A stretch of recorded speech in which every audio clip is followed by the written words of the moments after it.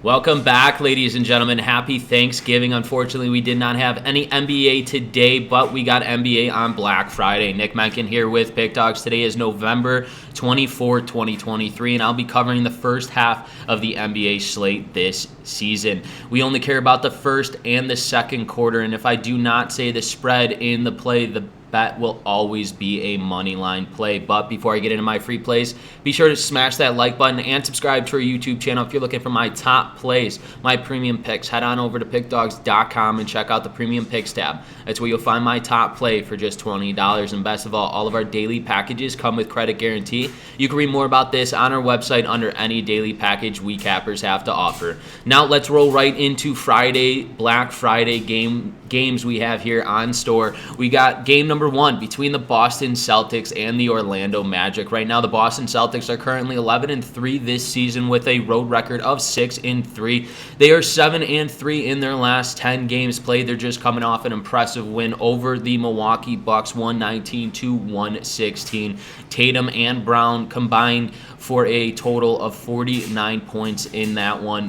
Those two were clearly clicking in the win over the Milwaukee Bucks. But in this one, Brown is a game-time decision with the thigh. We'll see if he plays. But let's talk about this Orlando Magic team, who is currently 10-5 this season with a 5-2 record at home, 7-3 in their last 10 games, and they are on a 5-game winning streak right now. They just beat the Denver Nuggets 124-112, I want to say, somewhere around there. But absolutely, this Magic team, they're young, they're energized, and they are getting up and down the court, and they're scoring here, and it's led by Franz Wagner, who had 27 points in that win over the Denver Nuggets. Wagner's been carrying this Magic team, giving them a spark, especially on the offensive side of things. I understand how good the Boston Celtics are this season. They're stacked, but I think this young Orlando Magic team here at home is going to get off to a fast start, especially in the first and the second quarter against this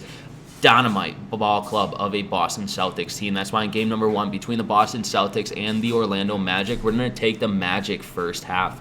Let's roll into game number two between the Sacramento Kings and the Minnesota Timberwolves. Right now, the Sacramento Kings are currently 8-6 this season with a road record of 4-5. They're 6-4 in their last 10 games, but the Kings are on a 2-game losing streak right now. They just lost to the Pelicans 117-112. Fox only had 26 points in that loss. Clearly, the Sacramento Kings are coming into a little hiccup while they're coming into a team that has been absolutely on the uprise here with the Minnesota Timberwolves, who are 11-3 this season, 6-0 at home, 9-1 in their last 10 games on a 3-game winning streak, and they're just coming off a 112-99 against the 76ers.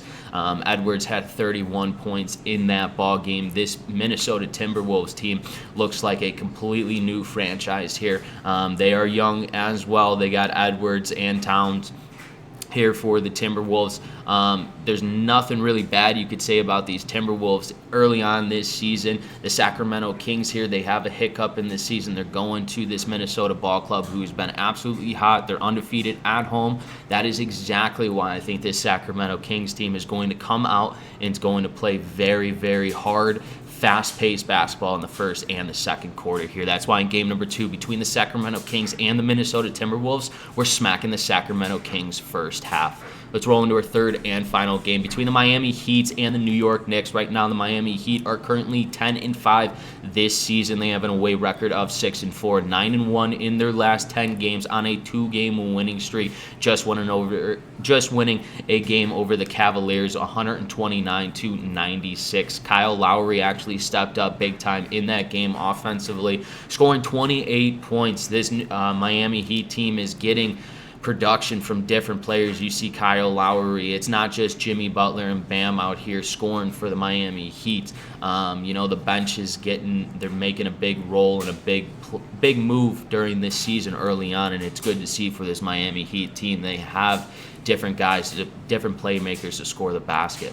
Let's look at the New York Knicks, though. Right now, they're currently 8-6, 3-2 at home. They're 6-4 in their last 10 games. They just coming off a loss to the Timberwolves, in 17-100. The next big three will be in this game. RJ Barrett was sick. He's back into the lineup with Brunson, Barrett, and Randall.